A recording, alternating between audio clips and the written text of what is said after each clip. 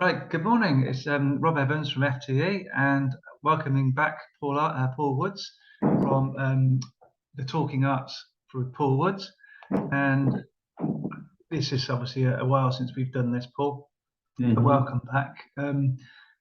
We kind of covered a few topics before and we've obviously stayed in contact. But something came to light recently because of some things that rose with yourself.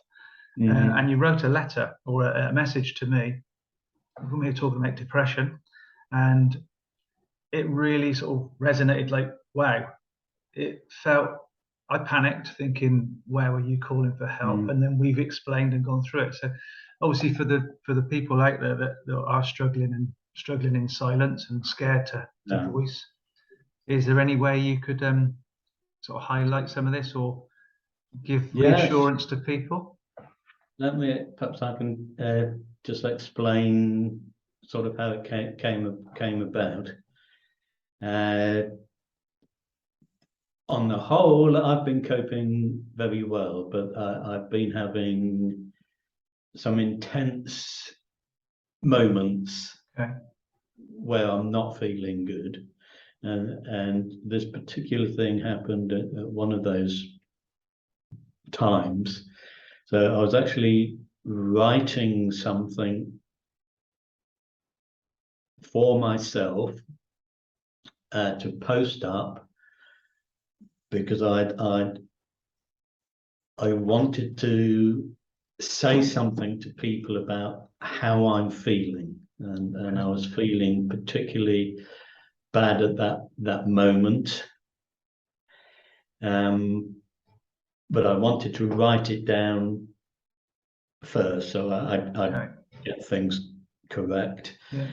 And in that process of writing, it became a kind of a cathartic exercise in its own right, because you're having to think about what you're trying to say, what you're trying to put across.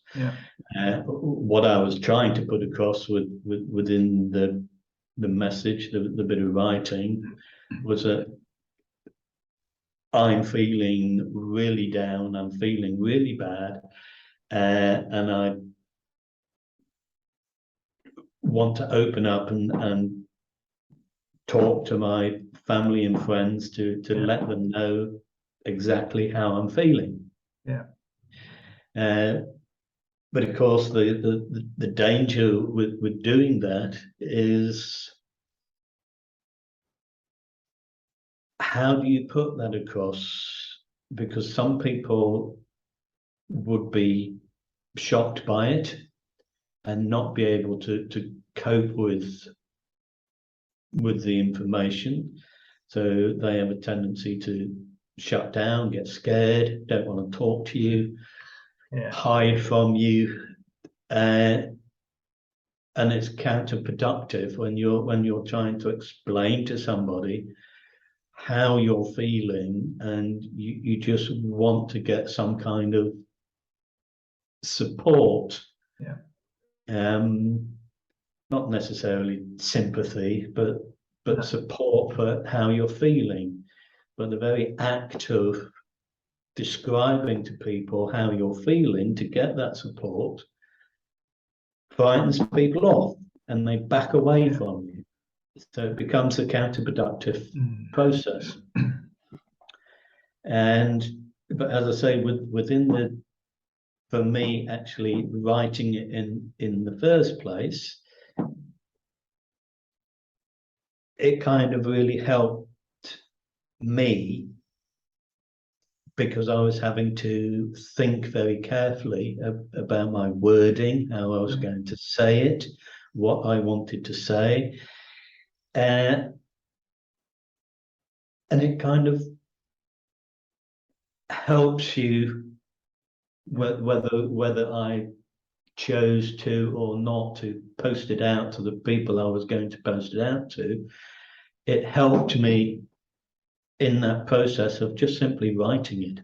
Because you're having to think about it, you're having to almost disengage with your feelings, so you can actually write this piece. So it had value in its own right as a piece of as an exercise to write. Good. And calm oneself down. I know we spoke about it too. How did it make you feel reading it back? When you think, wow, that's me that wrote that, and where did that come from? Yeah, so you put up something, and I posted the thing that I'd written because it seemed appropriate for what you had written. And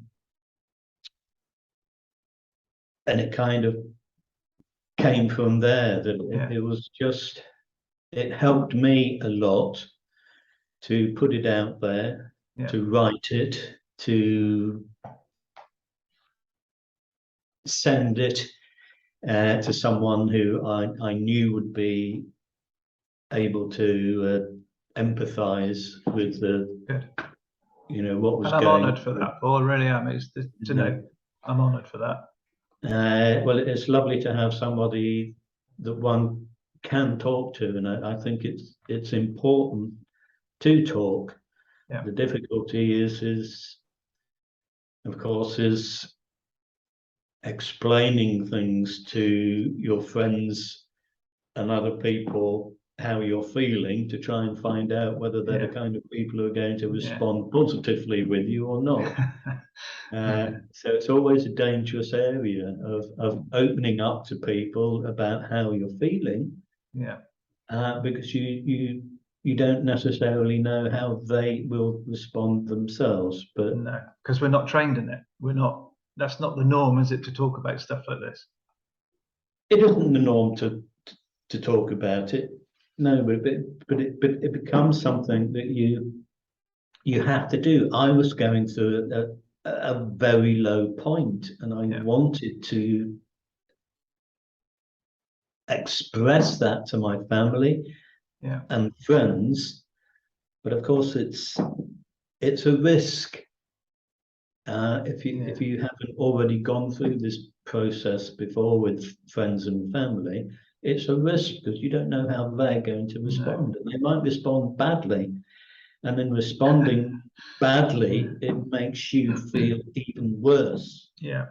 Do you feel even more? Do you feel shame from it, do you? Or does it Well, come across that way? there is a sense of feeling shame. You feel regret for having to do it, to say it. But until you know how your family and friends are going to respond, either sympathetically or back away from you, I guess eventually you get to know those people who are going to be able to communicate with you properly, and those who you know are just never really going to be able to talk to you about it. So you kind of stop communicating with those specific people, which in itself is a shame, because you'd like, if I was trying to tell somebody that I'm just been diagnosed with some illness, on the whole, people would respond in a very positive way with support, with sympathy and caring. But because it's something to do with depression, it scares people. They don't know how to respond to it. So they can back off, which is hurtful. And what's worse sometimes is the helpful responses people give. Because they don't understand the language of talking about depression.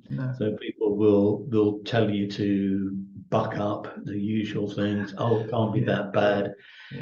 Everyone gets depressed. Pull yourself together. All this sort of pull yourself together. All of those kind of cliche things. That happens especially at the fire service.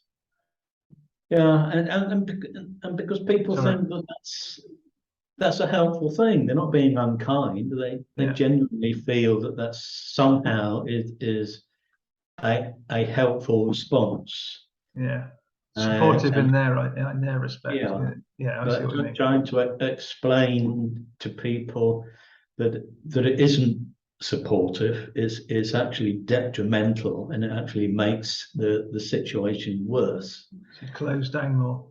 And yes, and it does make you close down more. It makes you think, well, I'm not going to do that again. You know, because I don't want to go through that again. So you shut yourself off from people, and that makes the situation worse because you haven't got that release of being able to talk to somebody. So it's a difficulty, but when you do go through the process and sometimes lose some people who can't cope with talking about it, and you find other people who are capable, it's valuable. It's valuable to have somebody you can openly talk to about it, and invariably it calms you down. Good. I find it very calming when I can just simply, say, "Hey, Rob, something's happened. This is how I'm feeling." We talk in a non-judgmental way. Absolutely. And everything, and you just calm down from it. It gives you that sense of. There's two things I've really picked up on here, Paul, is that when we're journaling, that if you can write this down and express yourself, no one has to see it. You can either rip it up, burn it, or keep it in a journal. But obviously that's cathartic, and you've said that. And the other one is the importance of being heard. Yes, and that makes a huge difference. Are important, as you said. I think even if people write their feelings down, without necessarily wanting to put this out to anyone, but just taking that little step back to think about your thoughts, write them down, in itself is going to be cathartic. Brilliant. Because I've noticed a huge difference in you since we started this and since we were talking. And I know you've had some really dark times. And like I say, I'm privileged that you talk. And I'm glad that you talk, because I can see a huge difference in your confidence and where you're going. But when we're talking about with your artwork, you're also expressing your emotions. And there's a lot more to it than art. And I'm going to hold my hands up. You know way more than me, and you can explain it. But this is where you want to go and help and encourage people to express themselves through art and almost offload and get rid of emotions and get rid of stresses. So obviously you're advertising this now and you're taking it forward, and it's brilliant to see, because you are, in my mind, a different person to where you were, and it's fantastic to see the fact that you're openly talking about depression now. I think it's brilliant, because you are an ambassador for other people. You're an inspiration that actually, I can openly talk about this now. So with your art, what are you sort of trying to, I say promote? What are you trying to promote? What are you trying to take forward to other people? Is there anything you can offer? My life is been the art, so everything I do is to do with painting and paintings and being creative. Because of that, I understand greatly the power that looking at art can do and how it can help people. So I do run sessions and groups with all kinds of people, and also particularly with people suffering with depression or coping with depression. Being able to use art, finding particular paintings to look at, talk about, trying understanding the painting, and allowing that to calm oneself down, and begin to understand how to use that process to help you at future times. I've now got a set of favourite paintings that I might be my go-to paintings. If I'm feeling down, it'll be, oh, I'll go and have a look at such and such a painting and see if it'll calm myself down. But talking about art, looking at art, can be a big help. It's not everyone's interest. I'm not saying that this is going to help everyone, but it can certainly help some people. And anything that's going to help is a positive. So I use art to help me. I use art to help others. Good.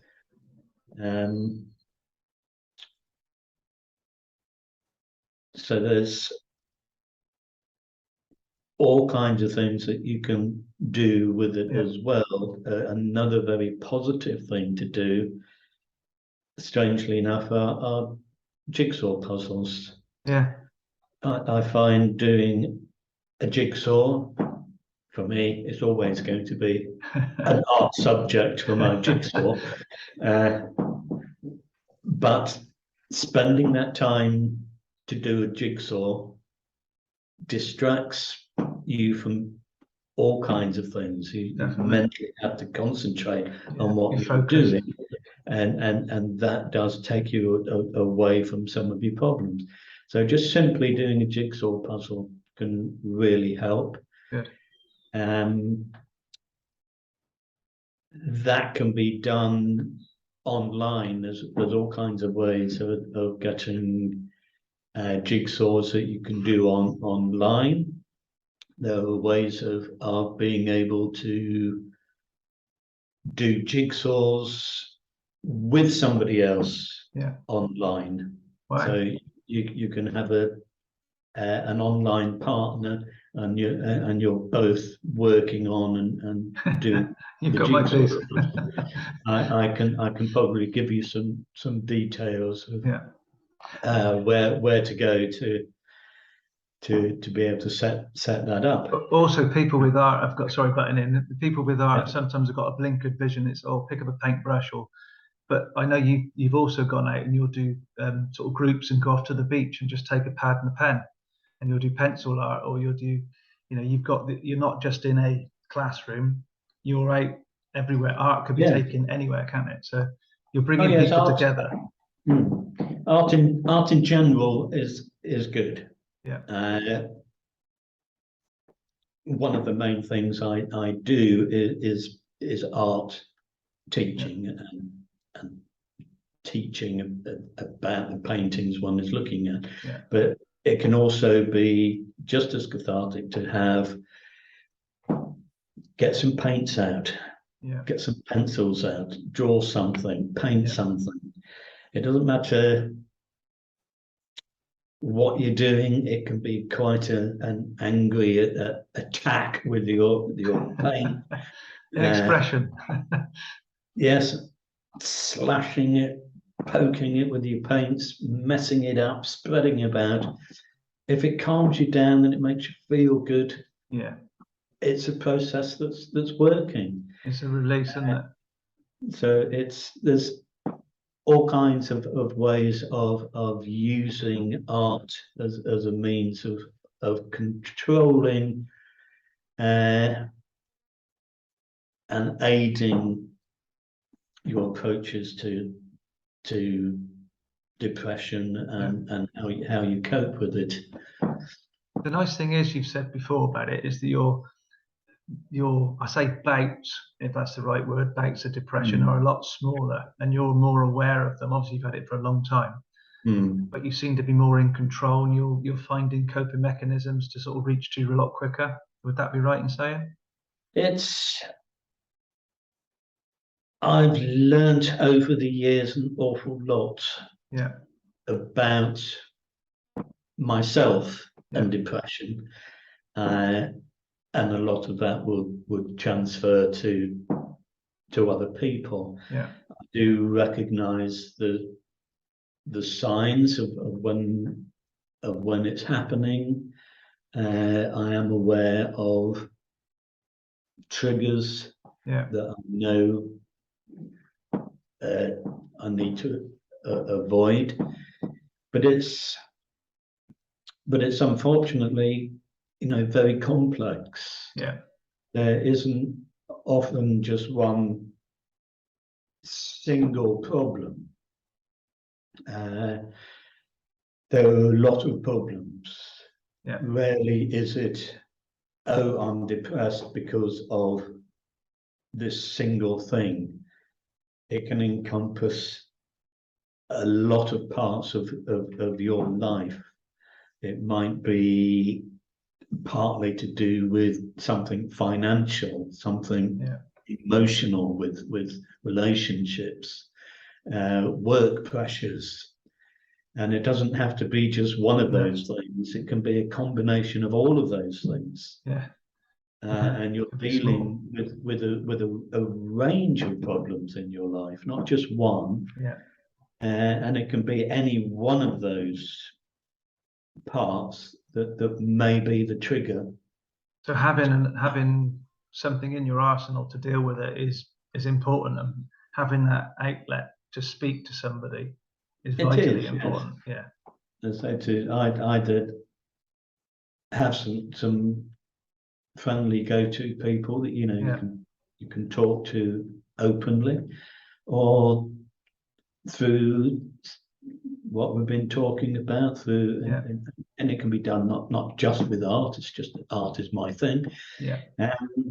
But finding those areas that you can go to, that you can immerse yourself into, and until you calm yourself down, and can begin to deal with some of the problems again. So anybody who's not even had any experience with art would still be included, and you don't have to know how to hold a paintbrush. You'll educate them, go through it. It's about bringing people together. Would you say? It is about bringing people together, and whether it's about painting or whether it's about looking and understanding at a painting, you don't have to have any particular knowledge of art. Yeah. Anyone can do it. And it's a learning process. So anyone can do it. It doesn't matter whether you don't know anything about art or not. It's something that is there, and it's a worthwhile process to go through. Brilliant, because I know even they've brought out colouring in books for adults now. So it just goes to show that we need something that's mindful. It's bringing people down to the one thing. Like people want to play instruments, or they might want to take up a sport. It's something that's being mindful, and you're concentrated, isn't it, on one thing. It is something it needs to be something that's going to kind of exclude for the outside world. Even if it's just for a few moments, an hour or so, as long as it kind of can push away everything else, and you can find your focus again, for a while, for a moment, and sometimes just a small period of that will allow you to take control again, and be able to deal with certain things. So do you find even walking around in your garden sometimes, if you think, oh, I just need to get out and connect with nature and just chill, and think, oh, or like say you've got off on, jumped on your bike and gone to the beach and just sat and thinking, I love it. I'm fortunate that I've got a nice beach that I can get to fairly quickly. But just going to the beach, a long walk, or a walk in the woods, in the forest, or whatever, and something that can take you away from it. Absolutely. And I've seen how your passion for art is now coming to flare back through and say, oh, wow, there's a little spark of even your dark sense of humor is there, isn't it? So it is lovely to see this. So I'm going to kind of, sorry, Paul, go on. I do have a dark sense of humour, I admit, yes. Well, don't we all? I think sometimes anybody who's been in that sort of situation, it's kind of a coping mechanism again, and people do laugh about it. But that's, like I say, it's also an endearing thing. But if we were to, obviously, before we wrap this up, how can people get hold of you for Paul Wood's Talking Art? How can people get hold of you now if they want to just have a chat, just to meet up, say online, on the beach, whatever? How can they do that? I go under the title of Talking Art for my Facebook page. So that's a possibility. And if there's some way that we can add, I'm quite happy to pass on contacts, contact numbers and things for people to be able to. Brilliant. I can do that. I can add that to the comments on the end of this. When we load it onto YouTube. Able to do with your thing. Okay. That would be great, and I'm quite happy for that. Brilliant. Well, the biggest thing I see now is how, from having that letter or the message, I obviously put something that was a reel on Instagram and Facebook, and to do with depression and how people, coping, and it was basically an encouraging. I've always done it from the heart to encourage and inspire people and think like, well done for getting through, because we don't want to talk about it. It's one of those taboos that people don't want to talk about it, and I'm glad you do talk about it.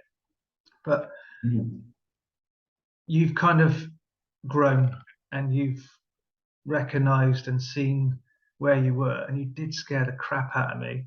I thought, oh bloody hell, I read through that, wow. But it's good how you've got your passion, and you can actually you can identify it quite quickly when you're going to go spiraling down, and you almost know where to get yourself back out quite well. So you've got the tools within you to assess it, and you look like you're back to that passionate, I can do this. I'm certainly developing those tools and those techniques,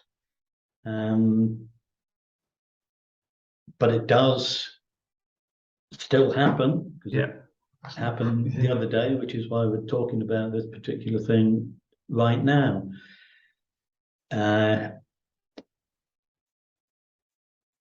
But it's great and important to know that you can get yourself through it. It will happen again, but it's nice to know that there's a way of being able to get through it. You're in control, aren't you? Being in much more control is good. Yes. Good. It's good to see. Like you say, we laugh a lot more than we do the quiet stuff now, don't we? Oh, that's brilliant. Well, no, I think I'm gonna have to wrap this up. I'm conscious of the time on this thing because it eats it away. But for anybody who wants to contact you, I'll put the comments into YouTube, and this will be obviously. Please do. So it's Paul Wood's Talking Arts, and you're on Facebook. You're on Instagram as well, aren't you now? So I'm on Instagram as well, which is, I can't remember what my I'll add it. What my title is. You'll have to let people know. I'll add it to it. As usual, it's a real pleasure talking to you. Oh, bless you. I appreciate enormously your friendship and your not a problem kindness and help. Well, I'm glad that you do reach out, because you've just inspired and shown people that the importance of not bottling it up, not shutting down. The importance is to open up, because even if that person doesn't want to know and they run off, somebody else might listen. And it's surprising how many people are all in the same situation but haven't actually opened up. So I say you're an inspiration to many, Paul. Fantastic. So now keep going and always keep reaching out. So like I said, there's helplines, professional helplines for people out there as well. So we'll wrap this up, Paul. Thank you very much for the interview. All right, pleasure. We'll speak to you again soon. Take care. Bye. Bye.